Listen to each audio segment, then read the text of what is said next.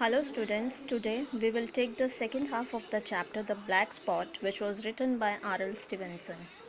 Now let's start. Now boy, he said, take me into the captain. Blind beggar ने उस लड़के से बोला, तुम मुझे इन में अंदर कैप्टन के पास ले जाओ. Sir, said I, upon my word I dare not. Oh, he sneered, that's it. Take me in straight or I will break your arm. उस ब्लाइंड बैगर ने उस लड़के से बोला कि तुम मुझे अंदर ले जाओ, else I will break your wrist. And he gave it as he spoke a wrench that made me cry out. और उसकी इतनी तेज़ आवाज़ से मुझे बहुत डर लगा. Sir, said I, it is for yourself I mean. The captain is not what he used to be. He sits with a drawn cutlass, another gentleman. उस लड़के ने ब्लाइंड बेगर से कहा कि कैप्टन ऐसा नहीं है जैसा दिखाई देता है.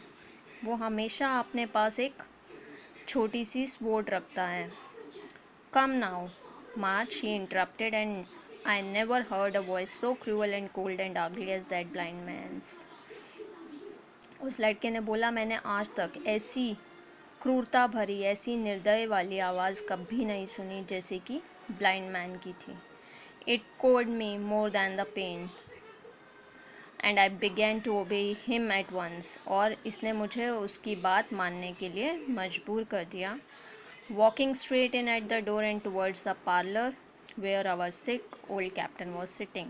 और मैं दरवाज़े की तरफ गया और पार्लर में एंटर करने लगा. Where our old sick captain was sitting, जहाँ पर एक बूढ़ा सा कैप्टन बैठा था. The blind man clung close to me. Blind man ने मुझे बहुत कस कर पकड़ा हुआ था.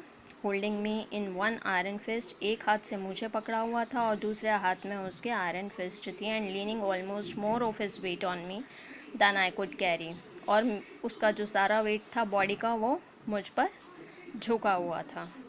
Lead me straight up to him. Blind beggar ने मुझसे कहा कि मुझे सीधा कैप्टन के पास ले जाओ. And when I am in view cry out, और जब मैं वहाँ पहुँचूँ, मुझे लेकर तुम वहाँ पहुँचो तो सीधा यही सेंटेंस बोलना, here is a friend for you Bill. If you don't I will do this. And with that he gave me a twitch that I thought would have made me faint. Between this and that I was so utterly terrified of the blind beggar. उनके इस conversation के बीच में मैं बहुत ही डर गया था. Blind bagger से इतना तो मैं कैप्टन के टेरर से,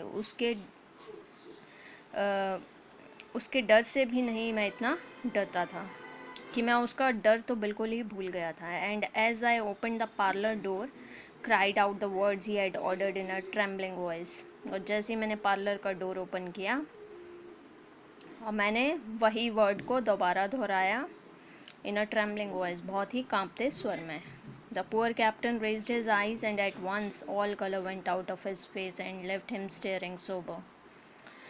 जब उस पुअर कैप्टन ने अपनी आंखें उठाकर देखा, उसके चेहरे के रंग उड़ गए. The expression of his face was not so much of terror as of mortal sickness. जो उसके फेस के एक्सप्रेशंस थे उसमें इतना डर नहीं था जितना कि वो अपनी सिकनेस से डरा हुआ था. He made a moment to rise, उठने की कोशिश कर रहा था, but I do not believe he had enough force left in his body. पर मुझे नहीं लगता कि उसकी बॉडी में इतना जोश अभी भी बाकी था कि वो उठ सकता था. Now Bill, sit where you are, said the beggar. अब बैगर ने बोला, बिल तुम वहीं बैठे रहो जहाँ तुम अभी हो. If I can't see, I can hear a finger stirring. अगर मैं तुम्हें वहाँ नहीं देख सकता हूँ तो मैं तुम्हारी फिंगर की स्टीयरिंग को सुनकर पहचान लूँगा. Business is business, business business होता है. Hold out your left hand. Boy take his left hand by the wrist. अब उस बैगर ने उस लड़के से बोला कि कैप्टन का लेफ्ट हैंड मेरे राइट की तरफ लेकर आओ. We both obeyed him to the letter. हम दोनों ने उस ब्लाइंड बैगर की बात मानी. And I saw him pass something from the hollow of his hand. और मैंने उसे कुछ पास करते हुए देखा. That he held his stick in to the palm of the captain, उसने कैप्टन के पाम में कुछ रखा, which close upon it instantly, और एकदम से देकर बंद कर दिया। एंड नाउ दैट्स डन, और अब सब कुछ हो गया, सेड द ब्लाइंड मैन ने कहा। And at the words he suddenly left hold of me and with incredible accuracy and निम्बलनेस capped out of the parlour, और ये सब कहकर ब्लाइंड मैन जो था वो पार्लर से बाहर निकल गया। Where as I still stood motionless I could hear his stick, और मैं अब उसकी स्टिक की आवाज़ को सुन सकता था। Go tap tap tapping in to the distance, जो थोड़ी दूर जाकर भी मुझे सुनाई दे रही थी।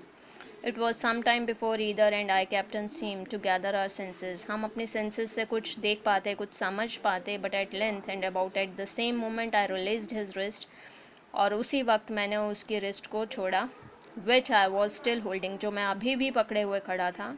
And he drew in his hand and looked sharply in to the palm, अब उस कैप्टन ने अपने पाम में देखा। He had a card in his palm, captain के हैंड में एक कार्ड था। On one side of the card, card की एक तरफ there was a big black spot, एक ब्लैक स्पॉट था। It was a symbol much feared by the pirates, और ये एक ऐसा सिंबल था which was much feared by the pirates. The captain knew it meant either deposition or death. Captain इसका meaning जानता था कि इसका मीनिंग या तो डेथ होता है या deposition, which means the act of moving somebody from power और पोजिशन, कि आपकी पोजिशन से आपको कोई हटा सकता है। On other side the card bore a message, card के दूसरी तरफ एक मैसेज लिखा हुआ था। 10 o'clock द कैप्टन क्राइड, 10 बज गए थे और कैप्टन बहुत तेज़ी में बोला। 6 hours and he sprang to his feet. Only 6 hours left. Even as he did so, he reeled, put his hand to his throat, stood swaying for a moment, and then with a peculiar sound fell from his whole height face foremost to the floor. और वो इतना डर गया था captain कि वो बिल्कुल अपनी बॉडी का वेट संभाल नहीं पा रहा था और पूरी हाइट से नीचे फ्लोर पर गिर गया। I ran to him at once, मैं उसकी तरफ तेज़ी से भागा। कॉलिंग टू माई मदर, अपनी मदर को मैंने आवाज़ लगाई, but haste was all in vain, पर हमारी सब कोशिशें बेकार हो गई। The captain had been struck dead by thundering apoplexy, captain मर चुका था। It is a curious thing to understand, for I had certainly never liked the man. मैं जब तक कैप्टन जिंदा था मैं उसे बिल्कुल पसंद नहीं करता था। Though of late I had begun to pity him.